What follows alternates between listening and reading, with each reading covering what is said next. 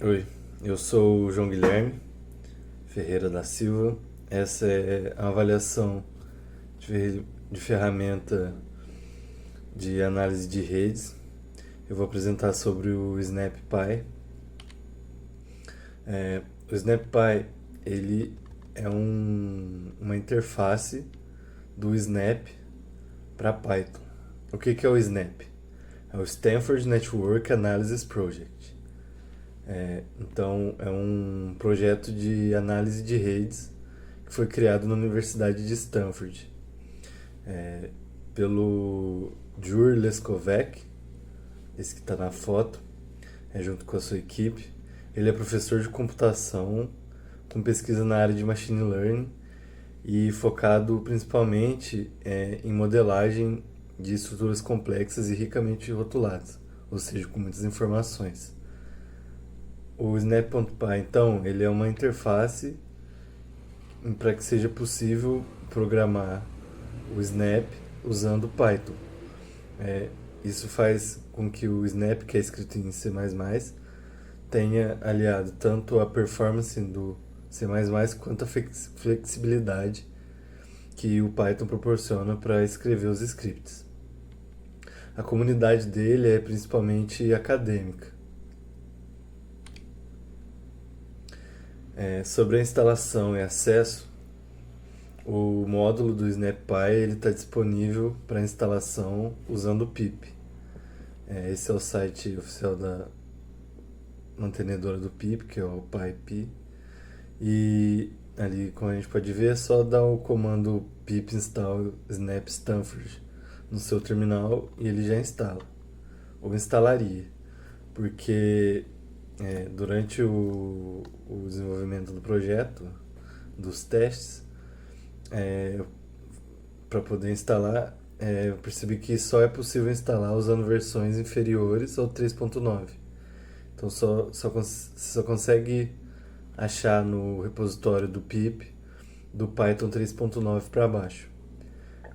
Para solucionar esse problema, eu recomendo utilizar o utilitário pyenv para controlar as versões do Python. Com o pyenv é possível controlar de pasta em pasta a versão do Python.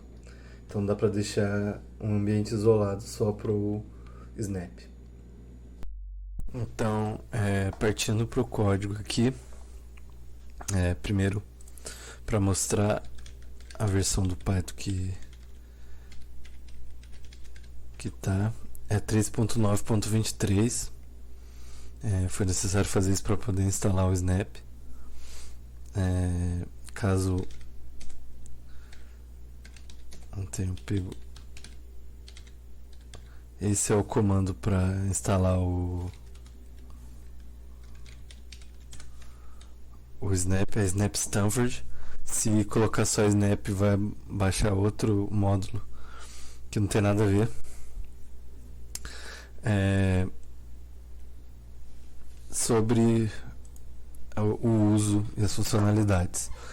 O Snap ele aceita listas de adjacência ou listas de arestas. Sobre os tipos de arquivo, ele aceita binários .graph, que também eles conseguem salvar desse jeito, através de string de arquivo, ou seja, você instancia um file in ou file out e salva o grafo direto, ou se não, você pode salvar e carregar TXT e Pajek também, que é um outro programa. Aqui nesse caso, eu fiz uma conversão da matriz de adjacências que a gente tinha, do Zachary, para uma lista de arestas, que tem o nó de saída, digamos assim. É que esse ele é não direcionado, né? Mas seria de onde sai e de onde entra. Eu usei esse script aqui para poder salvar, e aí eu instanciei ele já num grafo do Snap, que é esse T undirect graph new, o tamanho da matriz e salvei como uma lista de arestas.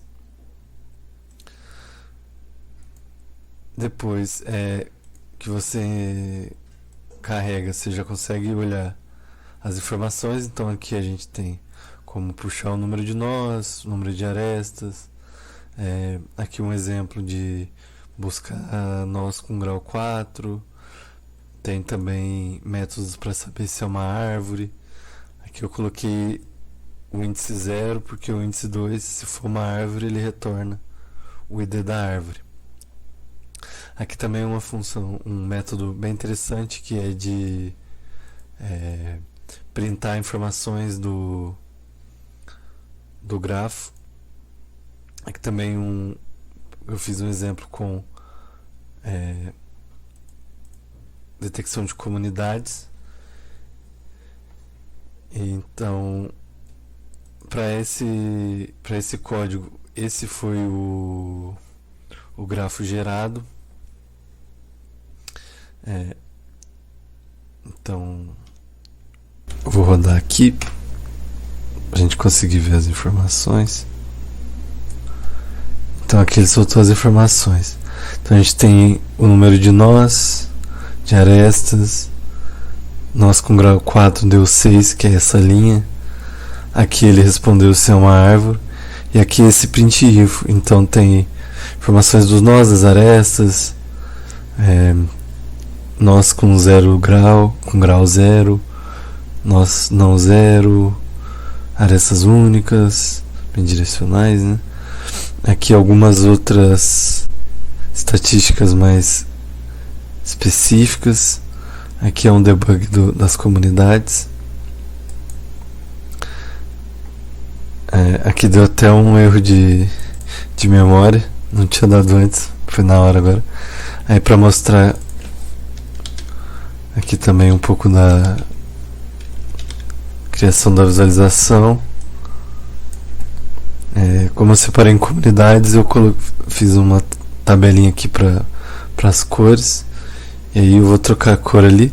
Também aqui é para plotar o grafo em si. Então é do GVis, o GraphVis. Então é necessário que tenha o GraphVis instalado.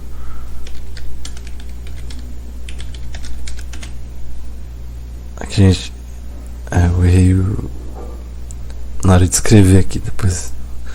Mas aqui, esse primeiro parâmetro é o layout. Então tem alguns outros layouts. O nome do arquivo, a legenda. Aqui é para habilitar as cores e as cores em si, que tem que passar por usando um dicionário. Então vou rodar de novo e a gente já vai atualizar aqui. Agora rodou, trocou a cor, né? Ficou roxo.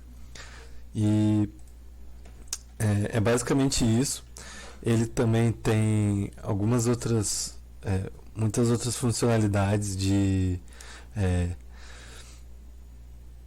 valores de conectividade, componentes conexos, e análise de redes um pouco mais profunda mesmo, que eu acho que a gente vai ver mais pra frente na matéria. Ele oferece. Então ele é bom, assim, bem para a parte técnica, acadêmica de pesquisa, ele é interessante. Então, resumindo, como pontos fortes, a gente tem que o Snap, sendo um wrap de C++, ele é mais performático que bibliotecas escritas inteiramente em Python. Isso é bastante importante em redes mais complexas. Além disso, ele tem muitos algoritmos prontos para uso, com detecção de comunidade, caminho mínimo, centralidade. Também tem vários tipos de geração de grafos, o que pode ajudar para criar cenários de estudo. Porém, como pontos fracos, o linter e o autocomplete do Python, eles não funcionam corretamente, pelo menos com o VS Code eles não puxam o autocomplete, então a gente fica sempre sendo dependente da documentação. Além disso, eu achei a documentação, a comunidade um pouco pequena. Pelo menos nos fóruns que eu pesquisei não tem muita movimentação e discussão. A documentação também é um pouco arcaica e a navegação é complicada. O, o índice dos tópicos da documentação tem os índices gerais, então, sobre cada tópico, como a criação do grafo, os métodos de detecção de comunidade, por exemplo. Quando você entra nesse tópico maior, você tem os métodos específicos.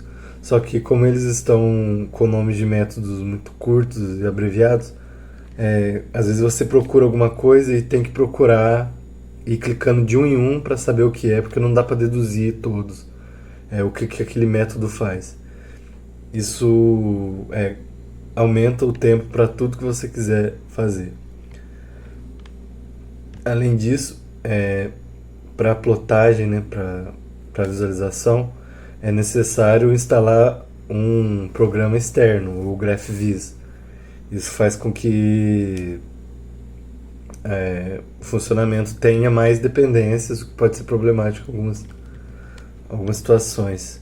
E ele é um pouco mais limitado em questão de customização do que se você usasse o GraphViz direto. Então, numa impressão geral,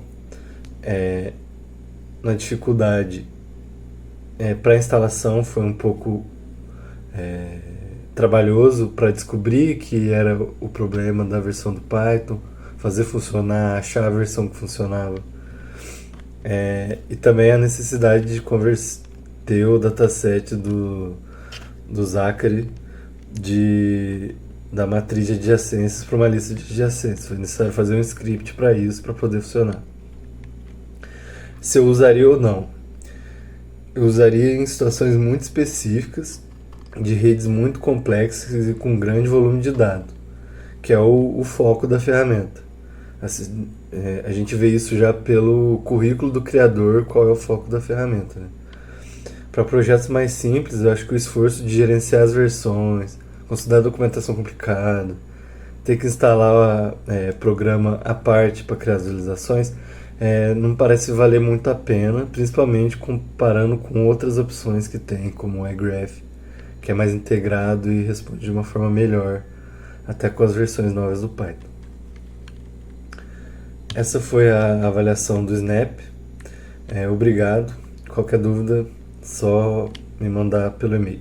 Ou, no caso da aula, por aqui na aula mesmo.